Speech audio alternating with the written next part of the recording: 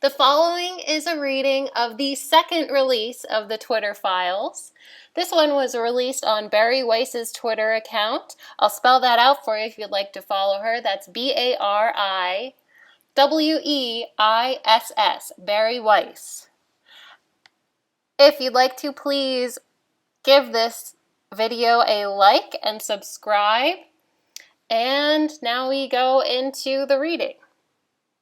The Twitter Files Part 2, Twitter's Secret Blacklists. A new Twitter Files investigation reveals that teams of Twitter employees build blacklists, prevent disfavored tweets from trending, and actively limit the visibility of entire accounts or even trending topics, all in secret without informing users. Twitter once had a mission to give everyone the power to create and share ideas and information instantly without barriers. Along the way, barriers, nevertheless, were erected. Take, for example, Stanford's Dr. J. Please forgive me, guys, if I say the names wrong. It's Dr. J. Bhattacharya, who argued that COVID lockdowns would harm children. Twitter secretly placed him on a trends blacklist, which prevented his tweets from trending. Or consider the popular right-wing talk show host Dan Bongino, who at one point was slapped with a search blacklist. Twitter set the account of conservative activist Charlie Kirk to do not amplify. Twitter denied that it does such things. In 2018, Twitter's Vijaya Gadde, then head of legal policy and trust, and Kayvon Beckpour, head of product, said, "We do not shadow ban." They added, "And we certainly don't shadow ban based on political viewpoints or ideology." What many people call shadow banning, Twitter executives and employees called visibility filtering, or VF. Multiple high-level sources confirmed its meaning. Think about visibility filtering as being a way for us to suppress what people see to different levels. It's a very powerful tool, one senior Twitter employee told us. VF refers to Twitter's control over user visibility. It used VF to block searches of individual users, to limit the scope of a particular tweet's discoverability, to block select users' posts from ever appearing on the trending page, and from inclusion in hashtag searches. All without users' knowledge. We control visibility quite a bit, and we control the amplification of your content quite a bit. And normal people do not know how much we do, one Twitter engineer told us. 2 additional Twitter employees confirmed. The group that decided whether to limit the reach of certain users was the Strategic Response Team, Global Escalation Team, or SRT-GET. It often handled up to 200 cases a day. But there existed a level beyond official ticketing, beyond the rank-and-file moderators following the company's policy on paper. That is the Site Integrity Policy Escalation Support, known as SIPPES.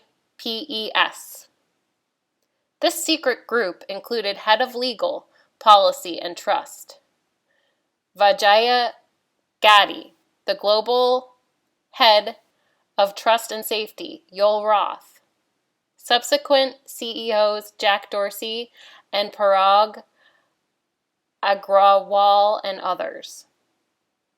This is where the biggest, most politically sensitive decisions got made. Think high follower account controversial, another Twitter employee told us. For these, there would be no ticket or anything. One of the accounts that rose to this level of scrutiny was Libs of TikTok, an account that was on the Trends blacklist. It was designated as Do Not Take Action on User Without Consulting with SIPPES. The account, which Chaya Rachik began in November 2020 and now boasts over 1.4 million followers, was subjected to 6 suspensions in 2022 alone. Rachik says each time Rachik was blocked from posting for as long as a week. Twitter repeatedly informed Rachik that she had been suspended for violating Twitter's policy against hateful conduct.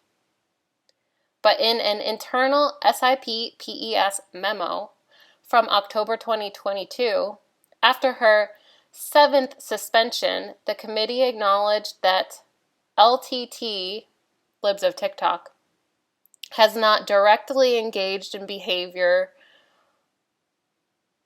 violative of the hateful conduct policy. The committee justified her suspensions internally by claiming her posts encouraged online harassment of hospitals and medical providers, by insinuating that gender-affirming healthcare is equivalent to child abuse or grooming. Compare this to what happened when Rachik herself was doxxed on November 21st, 2022. A photo of her home with her address was posted in a tweet that has garnered more than 10,000 likes. When Rachik told Twitter that her address had been disseminated, she says Twitter support responded with this message: "We reviewed the reported content and didn't find it to be in violation of the Twitter rules. No action was taken. The doxing tweet is still up," with her address. In internal Slack messages, Twitter employees spoke of using technicalities to restrict the visibility of tweets and subjects. Here's Yoel Roth, Twitter's then global head of trust and safety, in a direct message to a colleague in early 2021. Yoel Roth states, "A lot of times, SI has used technicality spam enforcement as a way to solve a problem created by safety under enforcing their policies, which, again, isn't a problem per se, but it keeps us from addressing the root cause of the issue, which is that our safety policies need some attention." 6 days later, in a direct message with an employee on the Health Misinformation, Privacy and Identity Research Team, Roth requested more research to support expanding non-removal policy interventions like disabling engagements and de-amplification, visibility filtering. Roth wrote, "The hypothesis underlying much of what we've implemented is that if exposure to, example, misinformation directly causes harm, we should use remediations that reduce exposure, and limiting the spread virality of content is a good way to do that." He added, "We got Jack back on board with implementing this for civic integrity in the near term. But we're going to need to make a more robust case to get this into our repertoire of policy remediations, especially for other policy domains." There is more to come on this story, which was reported by Abigail Schreier, Schellenberger MD, Nellie Bowles, Isaac Grafstein, and the team, The Free Press, at the FP. The authors have broad and expanding access to Twitter files. The only condition we agreed to was that the material would first be published on Twitter.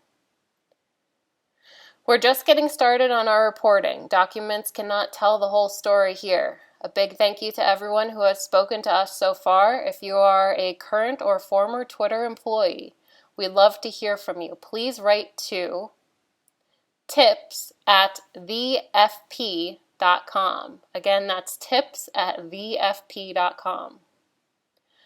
And then Barry says, watch mTabby for the next installment.